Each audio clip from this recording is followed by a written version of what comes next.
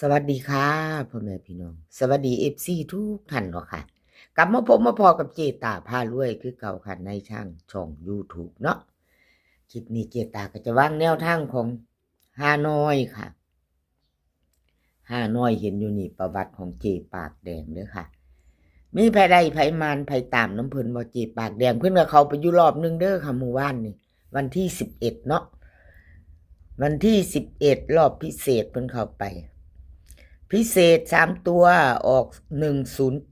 10765ค่ะของเพิ่นก็เข้าตรงๆ65ล่างค่ะเข้าล่าง2ตัวเนาะของเจปากแดงค่ะแนวทางของเจปากแดงแนวทางเจปากแดงค่ะกราบขอบคุญขอบคุณเจปากแดงหลายๆเด้อค่ะที่ให้แนวทางมาว่างทางช่องเนาะ FC เป็นจังไดแน่คันใดก็ดีใจนำเนาะค่ะคันยังมีไผตามเพิ่นอยู่เนาะถ้าได้โศกมันก็ดีใจด้วยค่ะยังบ่ทันใดท่านตามบ่ทันมานก็มาไปต่อมื้อนี้เนาะค่ะพี่น้องมาไปต่อวันที่12เป็นมื้อนี้แนวทางลูด3น้อยค่ะของเจปากแดงรอบแรกจะมีพิเศษ5:30ปกติ6:30 VIP 1:30ค่ะลูด3น้อยมีทุกมื้อมีทุกวันเนาะคลิปนี้จะมีซีเซียนคือเก่าค่ะในช่องของเจตาพารวย5น้อยจะมีเจ๊ปากแดงแนวทางพ่อกิ่งอ้อสมใจแล้วก็เจตาพารวยค่ะจะมีอยู่4เซียนคือเก่าชอบของผู้ใดก็ถ้าจัดของผู้นั้นค่ะแคปหน้าจอเนาะถ้าชอบก็จัดถ้าคัดก็ผ่านเนาะค่ะเอาที่เฮาชอบเฮามักเจ๊ปากแดงค่ะรูด3น้อยมาไปต่อกับเพิ่นมื้อนี้วันที่12รูด3น้อยวิ่งรูดเพิ่นให้มา8กับ3ค่ะ2ตัว4หาง8182 3938เบิ้ล4466 3ตัว2หางค่ะ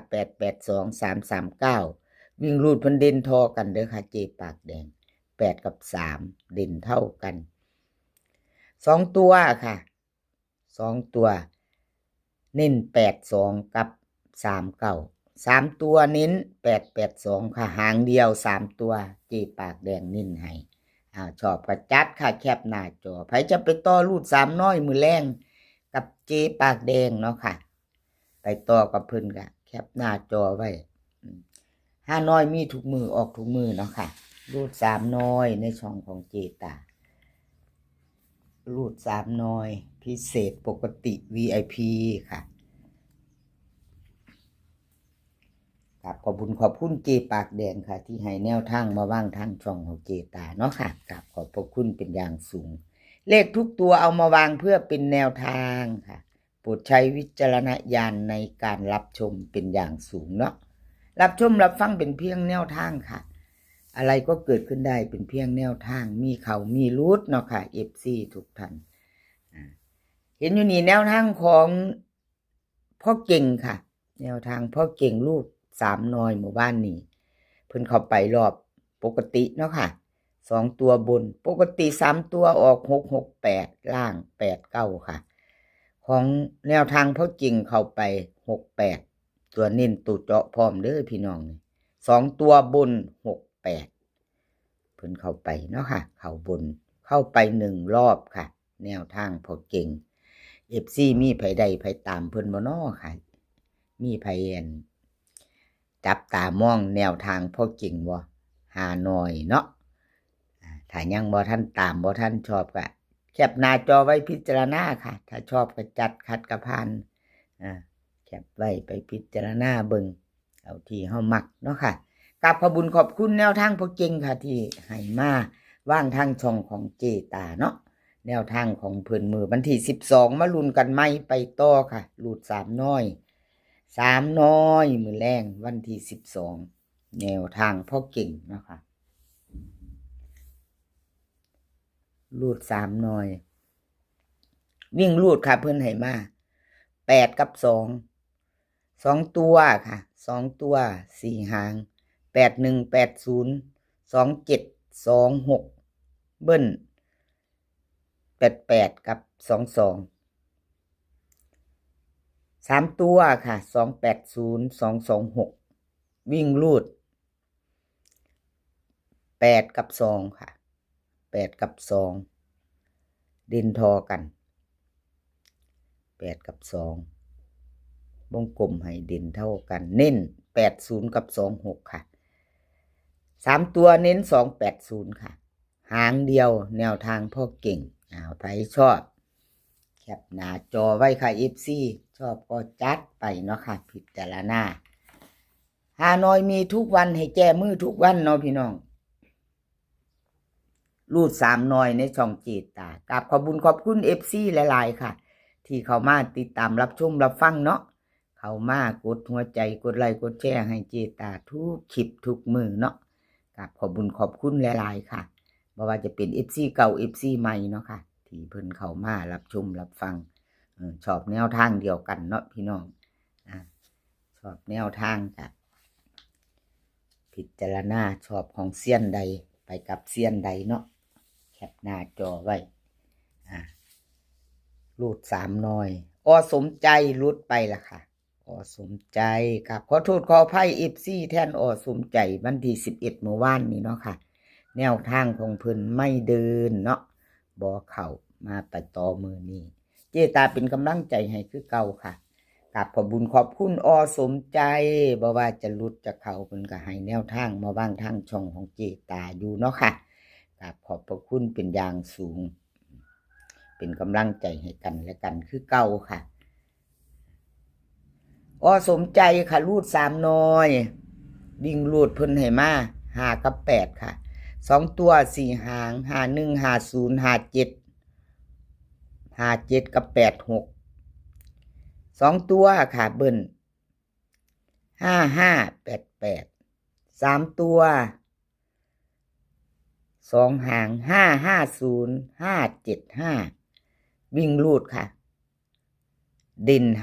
5เด่นตัวเดียวร่อง8เน้นหางเดียวค่ะ50สมใจเน้น50พี่น้องจับตามอง4หางเน้น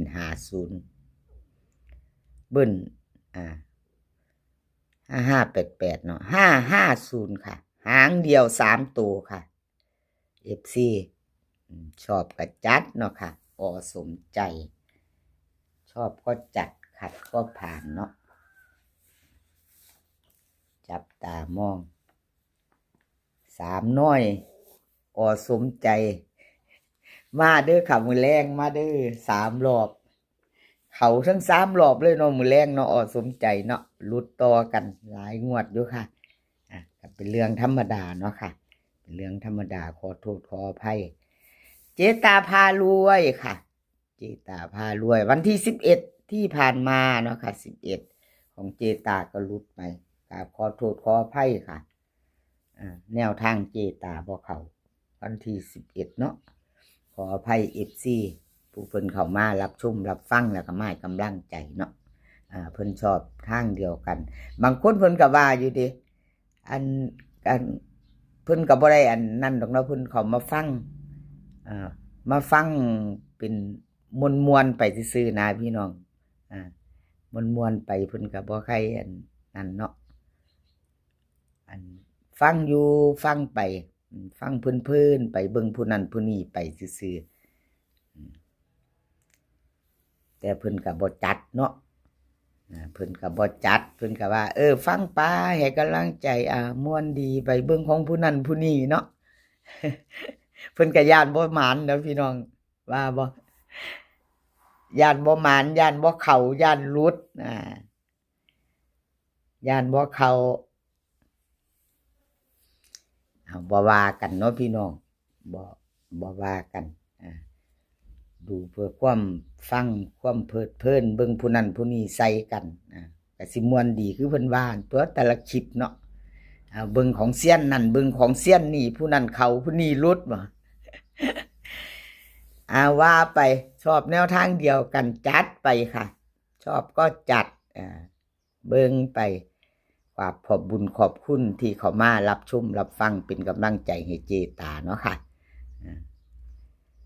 เลขทุกตัวเอามาวางเพื่อเป็นแนวทางโปรดใช้วิจารณญาณในการรับชมเป็นอย่างสูงเนาะค่ะ ของเจตารูด3น้อยค่ะมือแรงวิ่งรูด7กับ1 2ตัว4หาง71 70 16 15เบิ้ลค่ะ77กับ11 3ตัว17 15 070วิ่งรูดเด่นทอกันค่ะ7กับ1เจตาให้2หางค่ะ70กับ16 3ตัว070ค่ะแคปหน้าจอค่ะไผจะไปต่อกับเจตามือแรงรูด3น้อยเนาะแคปหน้าจอไว้ไปต่อมือแรงไปรุ่นกันพิจารณาเอาเนาะค่ะพี่น้องคลิปนี้ขอให้พี่น้องมีความสุขค่ะขอให้โชคดีกับรูด3น้อยมือแรงเนาะขอให้โชคดีขอให้สุขภาพร่างกายแข็งแรงกันทุกคนค่ะเดินทางไปไสก็ขอให้ปลอดภัยเดินทางไปขอให้มีโชคกลับมาขอให้มีชัยค่ะคลิปหน้าพอกันใหม่คลิปนี้ก็สวัสดีค่ะ